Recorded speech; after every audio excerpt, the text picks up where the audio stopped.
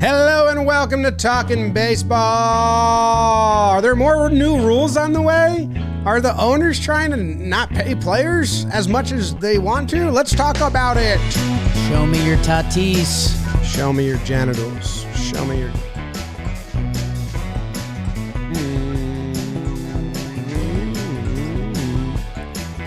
Hello and welcome to Talkin' Baseball, brought to you by SeatGeek. Code Talkin' is the code that you can use over at SeatGeek. My name is Jimmy. We got Jake here, Trev. They're in matching hoodies, and I don't have mine today, which is a bummer. BBD behind the dish producing away. And we have some topics that came up. They arose today for the midweek episode that are perfect midweek fodder. They're almost like, off-season Talkin' Baseball conversations, but they're happening in season. So I'm excited to discuss them. I know Trev's excited to discuss them. I know Trev's excited to come out here this weekend. And I know Trev is thrilled that he got Employee of the Week on Weekly Dumb last night. Oh, I didn't know that. Yeah. I need to check that out because I love getting awards and you guys saying nice things about me. It doesn't happen that often. But I am excited to come out there because, one, I love seeing the boys. But two, I'm excited to get into some new gameplay. Am I allowed to say what we're doing? I don't know. Yeah, they know. It's our cricket/baseball league. Yeah, a little cricket/baseball league. I love learning a new little sport, trying to beat baggage. Basically, my entire existence is forgotten rotten trying to beat baggage in all these games. Your teammate is a World Cup winner for England. So see, I like that. You're not top that aspect dog. Of this. He's taller than you. Some may say more handsome. So we think you're going to get along great because you have very similar personalities, but maybe you suffer because maybe you're not top dog. Maybe he, his nickname's Pudsey. Yours is Ploof and Pudsey. That's hilarious. And then Panic between you two. Real good dynamic. I like that. Yeah. But James, I'm a great number 2, number 3 guy. I was never number 1 on the team. But Morneau loved me. Maurer loved me. I know how to pump guys up. You do. I think I'm going to fit right in. You do. Jack Flaherty said you're the guy he wished he got to be teammates with, that he wasn't in Kelsey Wingert's video with him. But anyway, Jake, how are you? Trev, James, Davis, and Trev's, congrats on Employee of the Week that you just found out. And yep, you're welcome for ball and play. Like baseball, more balls in play. That's what we're doing in the warehouse. And yes, you will have a hotter, taller teammate. And if we're a little brief with you today, Trev, it's because there's some ball players in the office, some active ball players, Patrick Sandoval, Reed Detmer. So, if we're just kind of high and tight with you, we just got a lot going on. So, don't, congrats on Employee of the Week, but you've been demoted in every way. Wow. I'll give you the silent treatment in a second. And I've only done that once with you, and you didn't like it, and let us know how those updates with Longoria go, too, because we need you doing some business. Shout out Evan Longoria, baby. Just a friend of the social team. Loves Joe's McFly and our T-shirts. No, we're in current negotiations with him. He doesn't know it yet. He doesn't know yet. Yeah. And how about Tatis back tomorrow? And rule changes. I mean, our people love it. And Trev, I saw you running hot on a couple of these, so I'm hyped to get it going with you, Big Daddy. And I'm hyped to tell the people about a new partner, Jim. A new sponsor. Ooh. Yes, very exciting. Harry's. Hello, Harry. Harry's. You're probably familiar. You may know about their high-quality razors. BBD could not have been more excited. He said you use the Harry's soap every day. They are my body wash. Mm-hmm. And we're giving away one free BBD body wash to a lucky fan. But if you don't win that, you can go to Harry's. Their starter set, it's a $13 value for $3, people. Harry's trial set. So if you're looking to get in the door, this is something BBD, he uses their products every day. If you're looking to get in the door with Harry's, $3. 5-blade German-engineered razor, weighted handle, foaming shave gel, and a travel cover. You can schedule replacement blade delivery whenever you need them. Refills as low as $2. There's no reason to not try Harry's. And save the hassle, set up your delivery, and get the best quality shave with Harry's. $13 starter set for $3, people. Harrys.com/talkin. Harrys.com/talkin. For a $3 starter set. We all shave. Trev, you raised your hand. I did raise my hand. I want it to be known that I've had Harry's. I use Harry's to shave here and here and then other places as well, and it works. It's my favorite razor I've ever had. I Just think it's one of the all-time great names for a men's grooming product. Yeah. Because like it's, Harry's. Yeah. It's kind of what you're dealing with. Harry's, yeah. Let me get these Harrys off my face. I'll use my Harry. I never put that together until now. I just thought it was a man's name. Like if it was George, I thought that would be solid too. Ooh, George's wouldn't go as good as Harry's. I thought about a little baby named Gary the other day. Laughed out loud. Can't imagine looking at like a 2-month-old and be like, "What's up, Gary?" And Gary. it's a little baby. Hi, Gary. So if you're Little Gare Bear, what a little Gare Bear is awesome. Gare Bear's awesome, but just Gary made me crack up. I did some turkey math. $13 for. You're getting it for $3 on this deal. I think it's like 77% off. So best deal we've ever had. Wow. All right, let's talk about the new rules. And I want to preface this as always by saying they have a league, the Atlantic League, they use to experiment with new rules. If you're going to have a league that you experiment with new rules and test the limits. And you have to experiment with rules that you're like, nah, fuck that. That was bad. If you're not doing that, then you're not actually a baseball scientist. So there's things they put in motion that like they know, hey, this may stink, but let's see what it actually is. Because people get very upset at the thought of these, but that's how you run tests.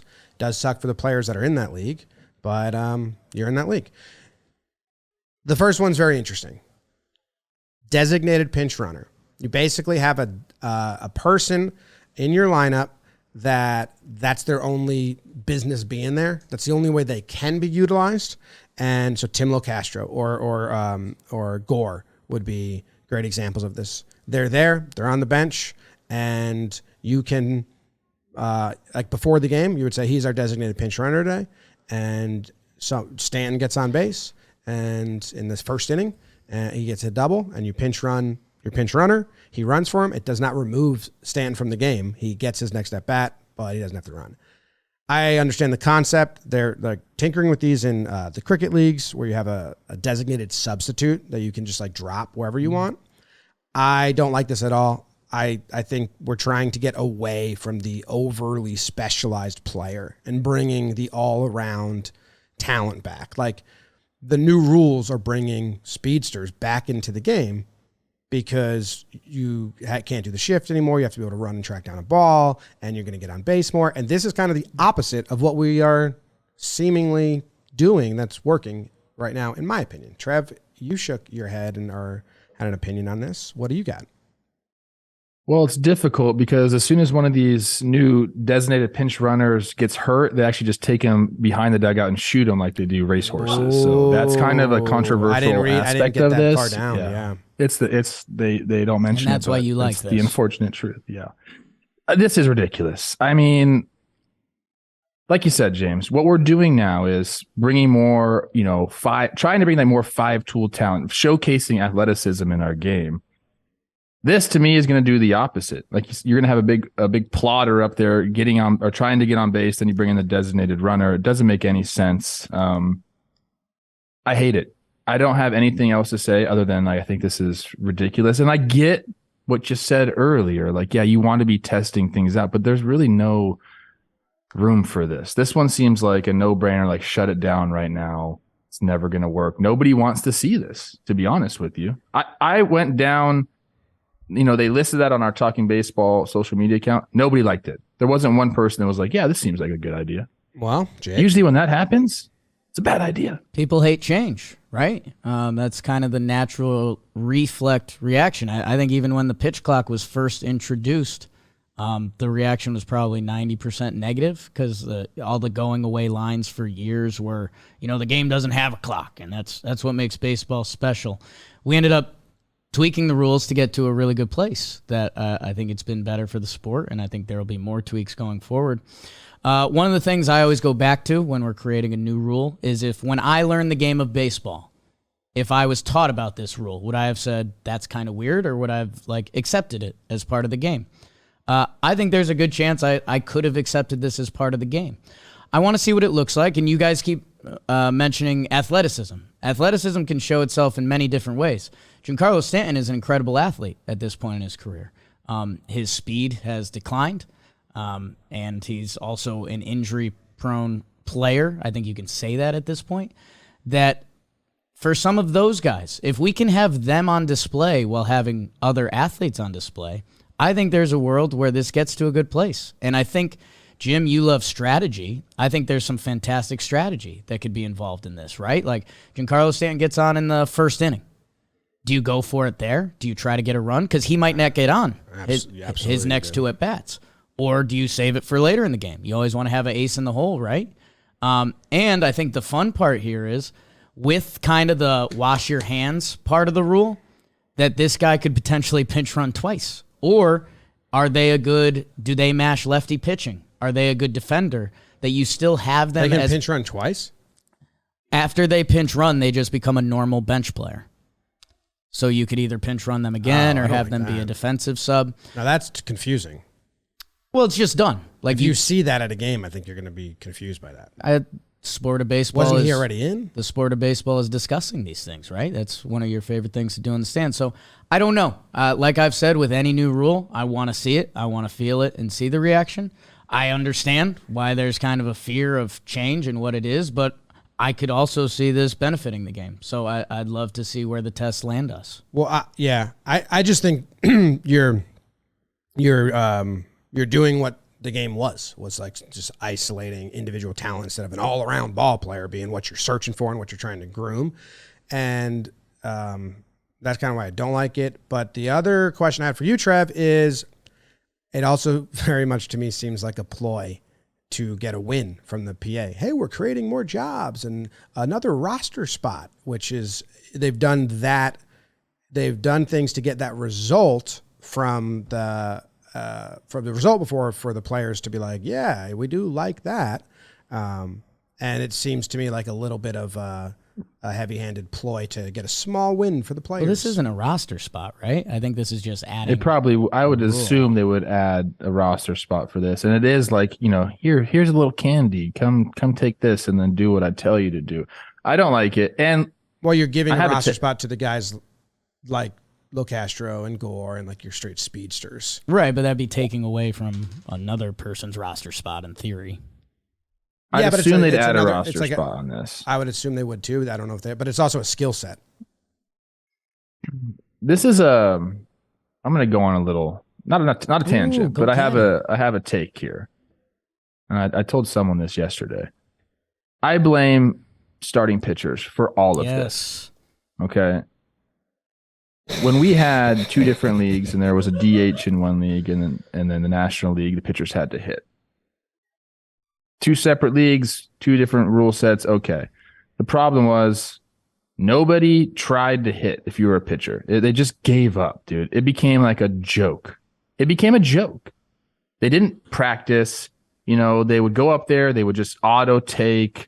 They would be imitating stances. They would laugh when they struck out. They would just look absolutely horrible up there. They put the fucking puffy jackets on. Shohei, at least it wasn't a puffy jacket that Shohei tried to put on. But I just can't. I know it was cold there. I get it. But they start wearing these puffy jackets around the base paths. Finally, everybody has had enough of pitchers, showing the game up, essentially. So then we got rid of pitchers hitting and made universal DH. That was the first step into, I don't want to use the term slippery slope, but it's a little slippery slope. Now we are just throwing shit out there and we're seeing what hits. Like it all stems from pitchers not taking the game seriously. And now we're getting stuff like this. I just can't get on board with the runner here. I can't. I want it to be difficult to be a big leaguer. That's what it's all about. If you can do one thing well, you're in the big leagues. That doesn't work, dude. Like you need to be a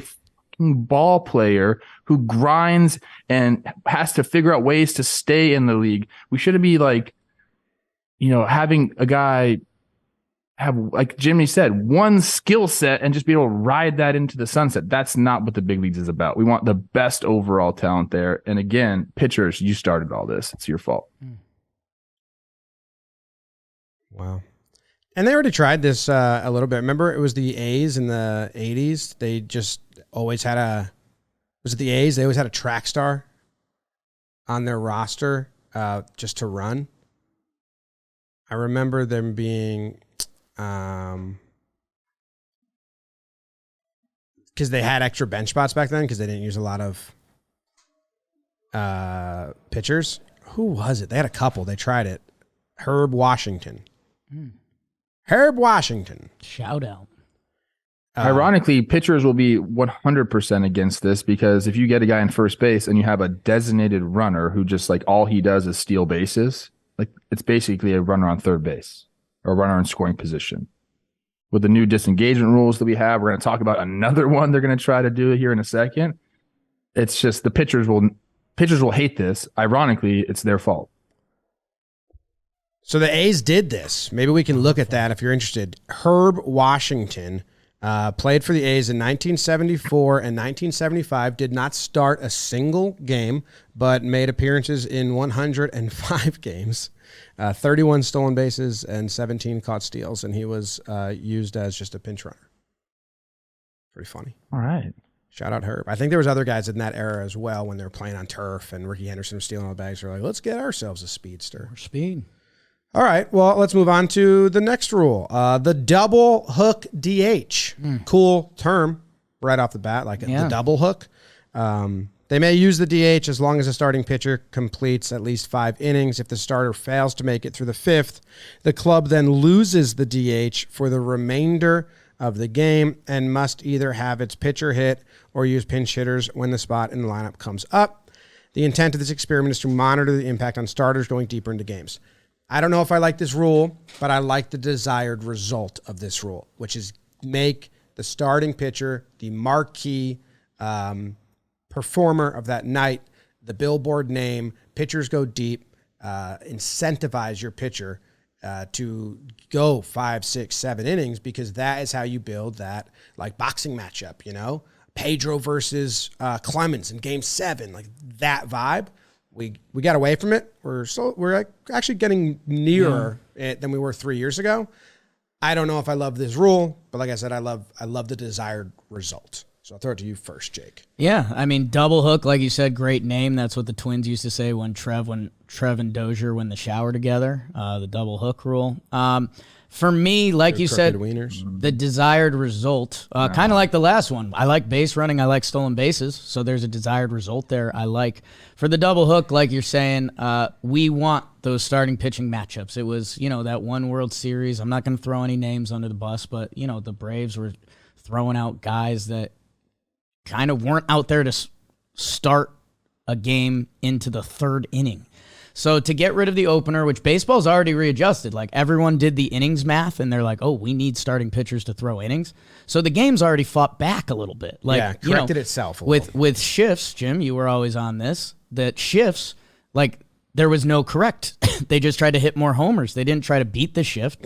They tried to beat the shift in a very different way that, again, interested, new rule. I think there'd be some tricky situations where if you have that pitcher who's got 4 1/3 innings, who's on your bench, and are you pushing the pitcher to like a dangerous spot? I guess that would be a concern, right? We want to care about player health.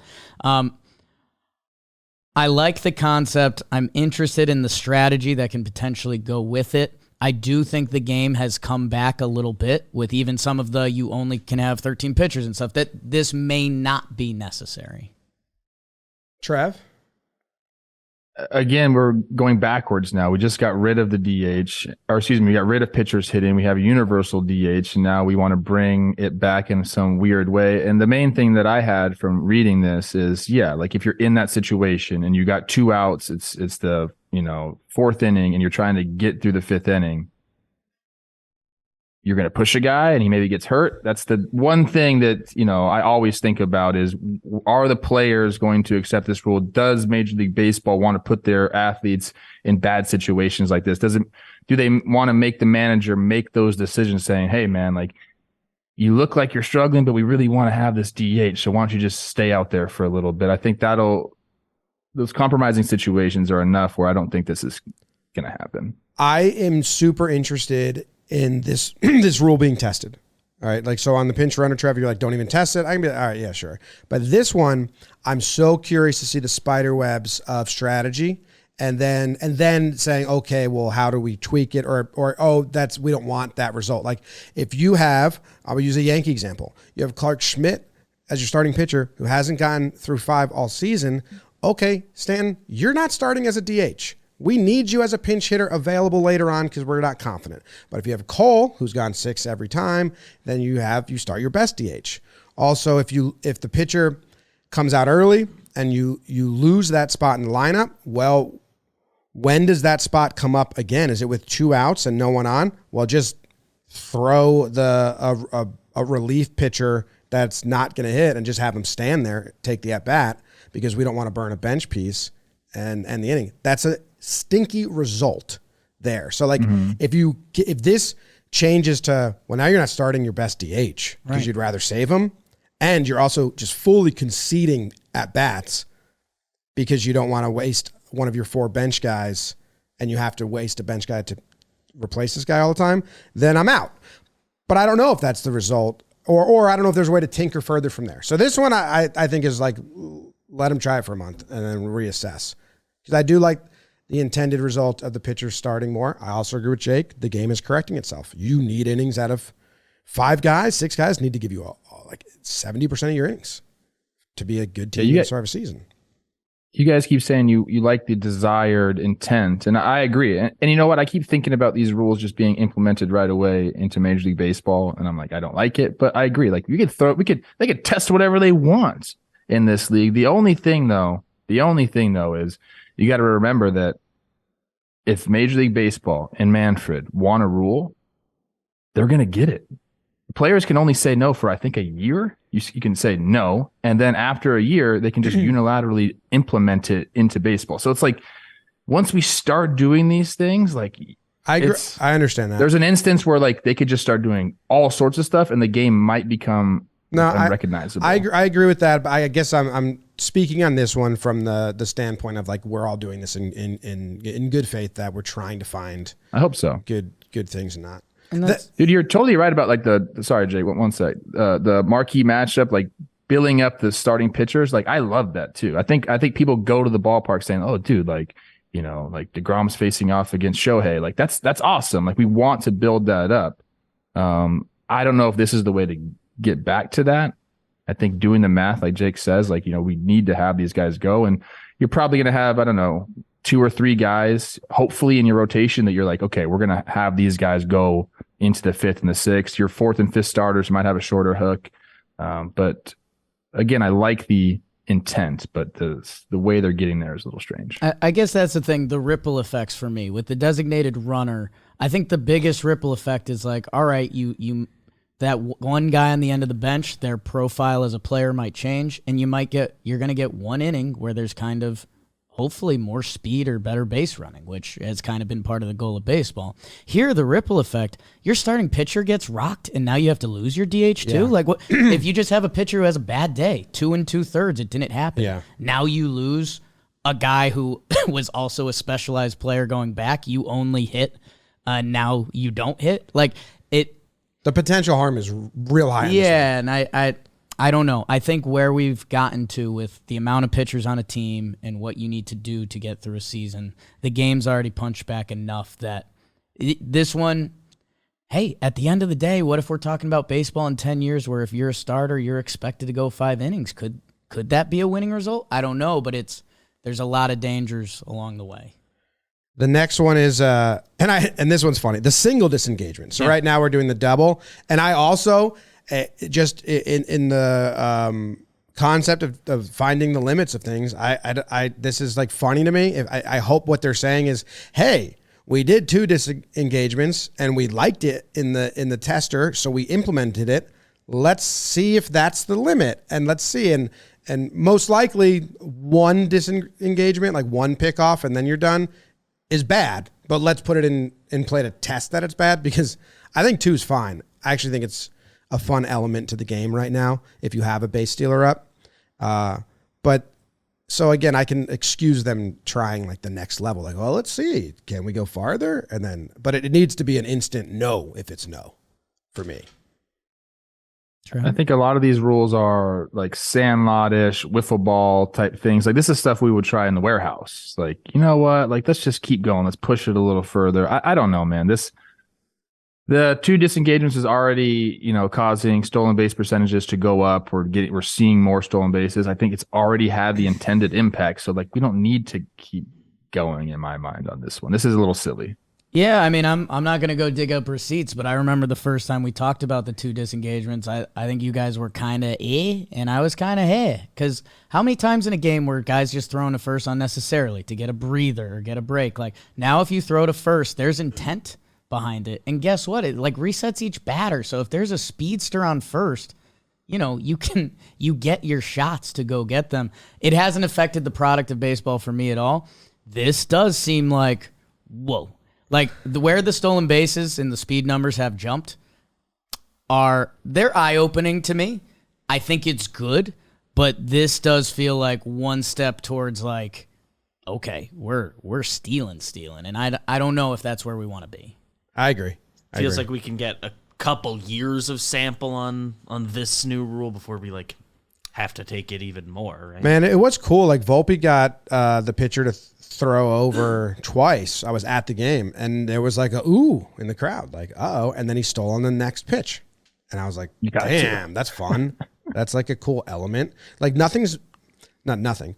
One of the more fun moments, and I've said this a lot, is when a guy's going to steal, and the catcher knows he's going to steal, and the pitcher knows he's going to steal, and what's going to happen. And you throw 2 pickoffs to a speedster, he's going to go.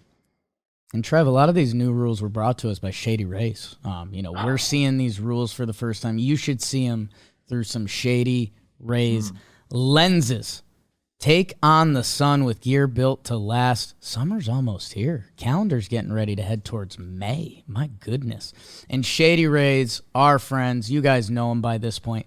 They have a world-class product that's just as good as any of the expensive brands. So why don't you save yourself a couple pesos, shekels, dinero, dollars, whatever form of currency you use. The euro is back. And they have their lost and broken replacement guarantee, so you're getting these bad boys for life, pretty much. So, and for our listeners, they are giving you a 50% off 2+ pairs of Shady Rays with code TALKIN. Buy yourself a pair, buy a friend a pair, buy 2 or 3 for yourself. At Shady Rays. We're going to bankrupt this company. We're going to bankrupt Shady Rays. The deal's too good. Chris Rose says this is quotes. He sits his fat ass on them, and they just send him a new pair. I wish Shady Rays. Hey, I have some pairs of Shady Rays that I wear that I just would never have worn in my life because I would have thought they were too cool for me. But they're white and they're colored lenses, and I like them. And I asked Katie, is this too much for me? Because there's too loud. I have a too loud sensor, and she's like, no, I think those look cool. And Shady Rays, do you make baby versions of these? Because my son loves wearing sunglasses. He won't take them off, which usually you put your glasses on a toddler, he's going to rip them off. He goes one of 2 ways. He keeps them on forever, and I need a matching pair. So I don't know if you have super small baby, but that would be cool. All right. The defensive, let's see. Do we have more here? The defensive shift restrictions and bigger bases that arrived in the big leagues this year were first experimented in the athletic league. No, just notes here. It's my nephew wearing my Shady Rays. Yeah. So James has little ones that fit him. I wish I loved anything as much as Chris Rose likes calling himself fat. It's he stop does. It, Chris he looks great. You look great. Yeah. Very bangable. All right. The other topic, Trev, this was one that you brought to our attention in the chat last night when we were discussing, is Rob Manfred says MLB owners want to limit player contract length. And I don't know how he said it on the direct quote, but he definitely, it should say Rob Manfred says some MLB owners want to limit contract length. You should read this. Yes. You should read this article. Was it an Athletic article? I read it, but I forget. It was. Go read the article. I don't want to steal too much from it, but it's actually a wild read because you're like, what? It's an Evan Drellich article who, he's one of the guys I always read. Him and Eno are kind of my guys that I'll go to. I think Evan does a really good job. And like you said, James, he definitely shouldn't be saying owners, everybody, encapsulating all the owners, because in this article, Peter Seidler kind of pushes back at that. He says, each market is different. We explored our market and we decided that this was the best course of action for us. They gave a guy 14 freaking years So don't tell Peter Seidler that they want to limit the length of contracts, because he's saying what I think a lot of fans say and what we think. Like, if you have a guy and you know he's going to be in your city for a while, like, it's awesome. Like, you can root for him. You can buy a jersey. We don't have to have these silly things where like jersey swap because these guys are getting traded all the time. Like, no, like we have guys that you can build marketing campaigns around, and you can, like I said, you can grow up rooting for someone knowing he's going to be on your team. I think that's one of the funner things about rooting for whatever sport you're rooting for, is if you know a guy is going to be on your team, you can kind of like say, I want to get invested in this dude. Trev, I think it makes a ton of sense. You know how they always try to divide the players, divide the union and stuff like that, or make the union seem divided? The long game. They play the long con. But the owners are divided. And they publicly divide themselves, and then no one really like talks about that, because we saw a ton of long contracts get given out this offseason, really long. It was kind of like back to what it was in 09 and 2010 when Cano got his, was like, one of the last ones. And the reason why these contracts that they gave out were so long was to keep the AAV down, the average annual value. Mm-hmm. They spread it out over a lot of years. Why do they want to keep the AAV down? Because they want to stay under the luxury tax. Who wants the luxury tax? The owners. So you have half the owners creating this tax, and then you have half the owners who want to field a competitive team and spend doing tricky things to combat the luxury tax. So Group A says this is a luxury tax. If you spend more than us, you owe us money. Group B is like, well, I don't want to give you that money, so I'm going to give a really long contract and spread it thin so I don't have to pay you that money. And then Group A is like, shit, you just rigged our system. Well, let's not let you do that. It's like, okay, you guys are fighting. You're against each other here. You are divided. So when Manfred says the owners, some owners, because a whole bunch are finding ways to rig the system that the others are putting in place. Yeah, and like what you're saying there, Jim, I think what Seidler and Cohen have done cannot go overlooked, how much it changed the baseball landscape. And I think there's a chance we're talking in 50 years about how much they truly did, because, owning a baseball team is let's be honest, it's like a cool notch in a belt for a lot of these guys. Like, you're the dude in the city, man. You own one of the sports teams that you watch every night. And guess what? When you're really rich, you can own a lot of stuff. You can buy a weird island off Alaska. You can buy you want a couple private planes. You can kind of buy whatever you want. You bought a sports team because you kind of wanted a little bit of a taste of that. Is it a good investment? Yeah. They've also done well there, but you also kind of want to be a dude in the city. And a lot of these dudes in the cities whose teams have now starting to get overshadowed, or now you're starting to show up to fans events and they're saying, why don't you spend like Cohen? Why don't you spend like Seidler? Guess what? They don't like that. Now they're getting bad attention for owning a sports team when it's been a good business, and I think there's been a certain level of expectation of a good product. But now everyone's got Padre fever. Everyone's got Mets fever, that I think it's sending some ripples throughout ownership, that it was supposed to be like, hey, I'm cool. I put on this show for you for 81 games a year in our hometown, and I hope we make the playoffs. And now everyone's like, wait, I can be San Diego. Isn't it like the 5th smallest market technically? And they're rolling out this budget. I think the other thing I'll close with is people want a lot of things in life, and I'm glad some of these owners want this.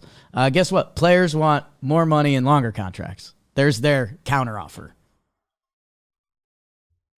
There's so much we can go into here. Seidler even references this, says we don't use the word small market in our building, but they're the 27th largest market out of 30.